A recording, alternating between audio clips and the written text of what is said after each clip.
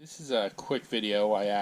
For those of you who watch my IG feed, you know that part of my winter plans was to add this new sill. It's LED, lights up. You'll see it towards the end of the video. And somebody contacted me and asked me what directions I had followed to install these. And I haven't quite finished, so I figured, because I just sort of figured it out myself, there really isn't a good guide that I found anywhere, so I figured I'd do one for him quickly, since I hadn't finished it on both sides. So you can sort of see what it looks like when it's actually installed on this side. I'll take you to the other side and we'll show you what's involved.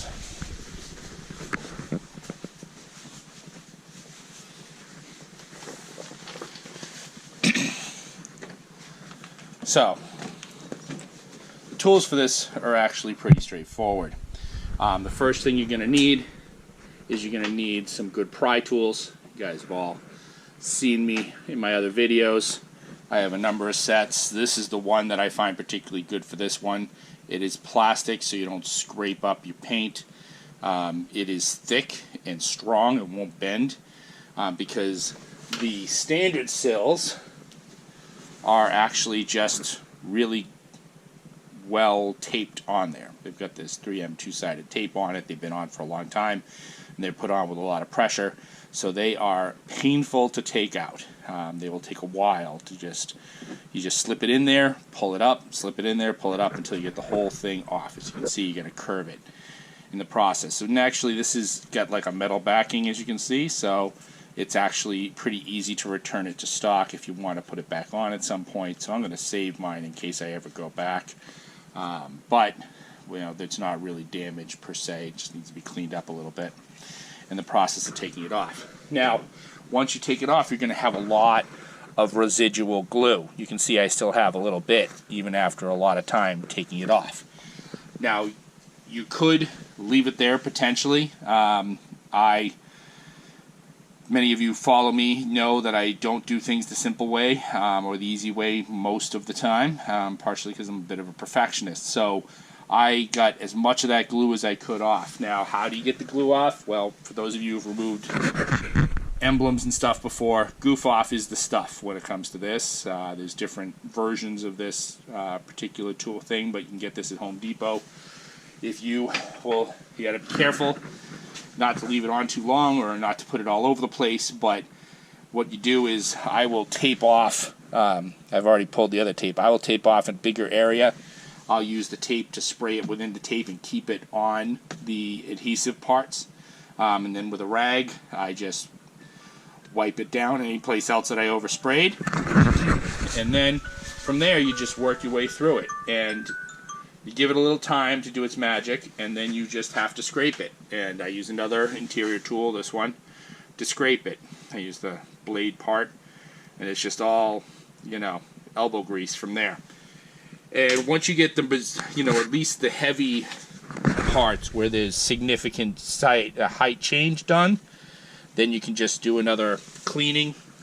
You clean it with alcohol, just like if you were doing like a vinyl wrap or whatever else. Alcohol is great for anything that you're going to use adhesive on to clean first. You clean it, and then that surface will be ready to take the adhesive of the new part. Just tape to mark the end and the border so that I can get it lined up correctly. And then the part, now it's dull right now because it has a film over it to protect the surface. It's real simple. It uses a 3M tape. So you peel the tape off and we'll adhere it. Now I'll put my head cam on. So if you guys are seeing what I'm seeing, peel this off.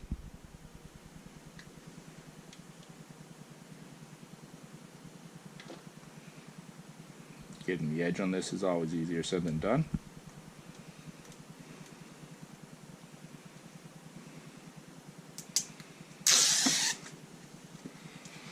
And again, make sure you've cleaned it first.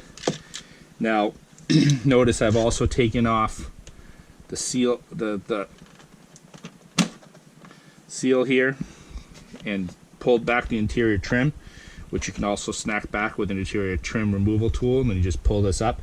It's just because then you can get it nice and even.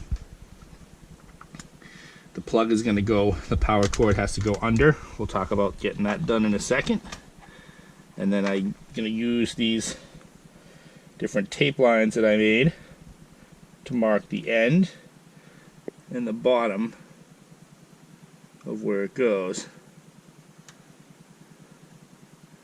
As you'll see, it's not a perfect match for the size of the other one, but once you get it on and get the interior trim and everything back on, you won't even be able to tell. Good, there's just a mark on that edge. So that's looking pretty close.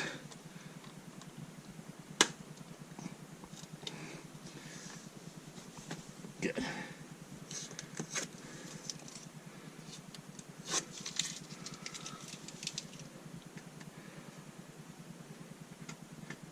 I'm going to leave the protecting on this a little while longer because you're still going to get the power to it and everything.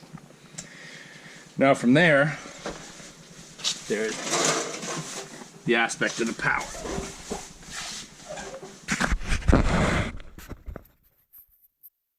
So ultimately, you can see I peeled this back. Now, if you don't want to take the time or have the tools, you can theoretically just either run this up here and in, or you could try and fold it over on side of this seal here. But I'm done that type of thing in my past and learned the hard way that over time, especially since people can sometimes put pressure on this actually can cut through the wire.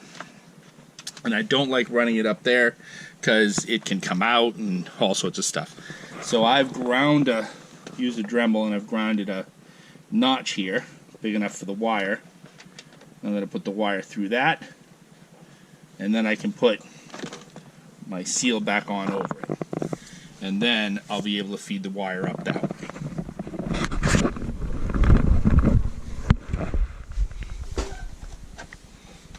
So I just sort of hold the wire in the right place, and I get the seal back on. This seal does fit pretty tight, similar to pretty much anything in an Audi.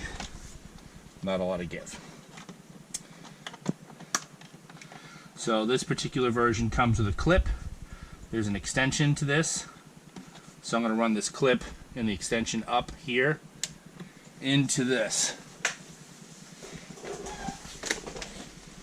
side fuse panel. So I'll run up here into the side fuse panel here. Pop that off.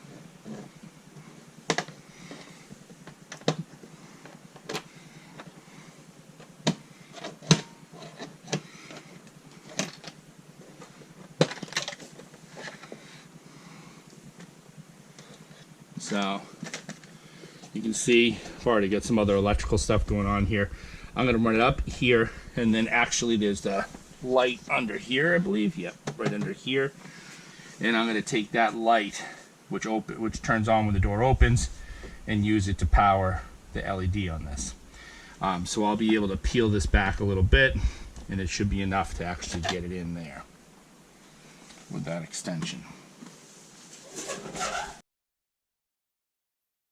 I was talking about, it came with the kit that I ordered. You know, it was an eBay kit. If I can find the exact link, I'll put it in the description. So I'm going to plug that in, since mine's going to be stuck here behind this trim and pseudo permanently installed. I'm going to tape it just in case.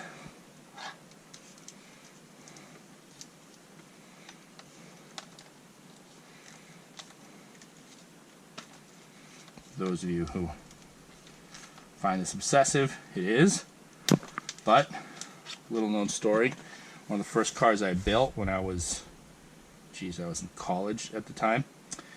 I'm pretty sure it caught fire, and I'm fairly certain it's because some piece of aftermarket wiring I did for the stereo somewhere shorted out within the interior when somebody was shifting around in the back seat, and it caused it to catch fire. I can't tell for sure, but I've always suspected that, so I'm very cautious with that. It's after spending literally months working on that car. It was a Celica. Not interested in ever having that experience again. But anyways, that's neither here nor there. So I've got this taped together, so now I can just run this up the side here, see how much of this I need to pull out to get it there.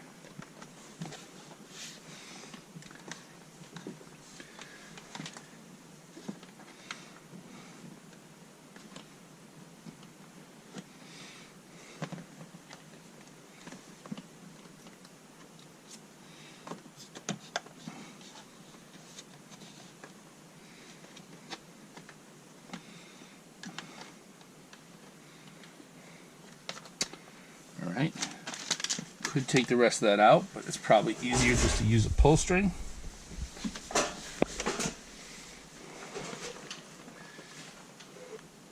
You've never seen this in my other videos.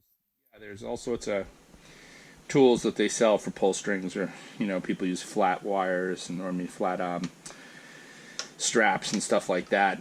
I have to say the most useful thing for pull string for me has always been a piece of electric cable. So this is a 12-3 electric cable where I just pulled the red part out, and this works great because the covering actually is fairly slippery and meant to slip around pretty easily, and since it's solid copper, you can give it a little bit of a bend really easily, and it's just easy to slip in and out of things. So I use this all the time. It's by far my most common tool for pulls.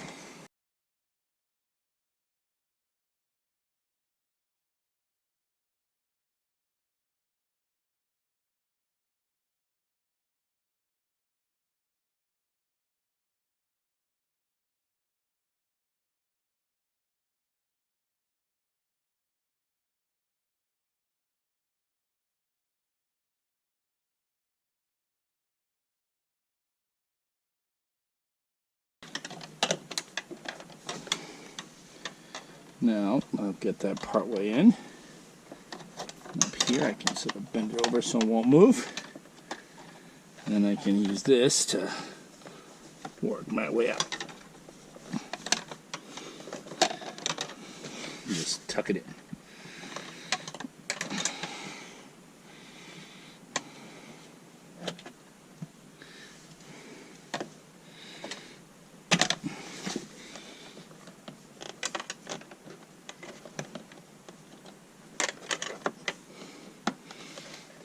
Alright, there we go.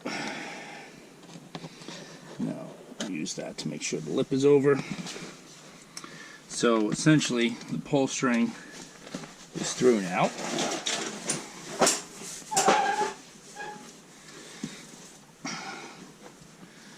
And this way I should have ample space to pull it. Yeah. Be able to.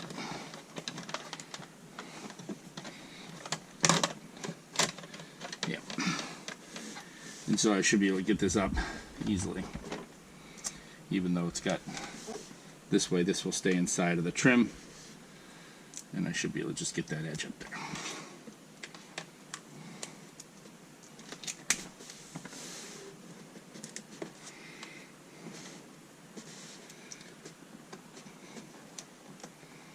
A bit of electrical tape, hold it to the end of the pull.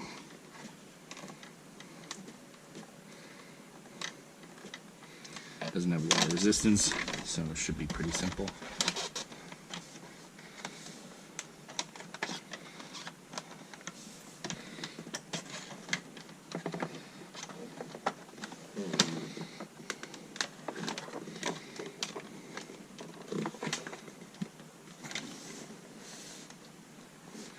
Alright, and there we go. So, put this up here. It's off the pull.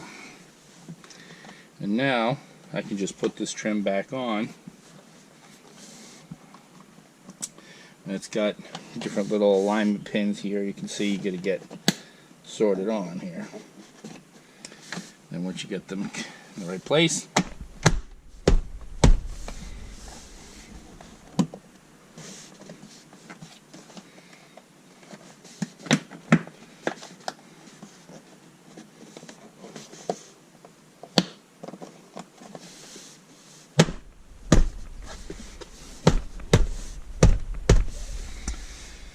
then all you need to do is take a trim tool and get your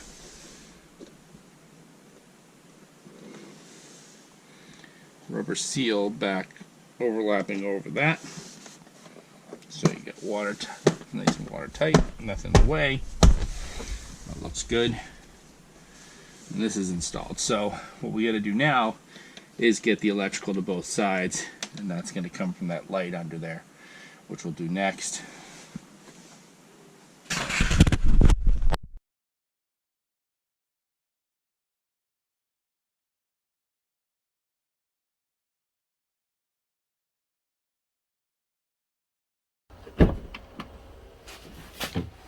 There we go. Nice.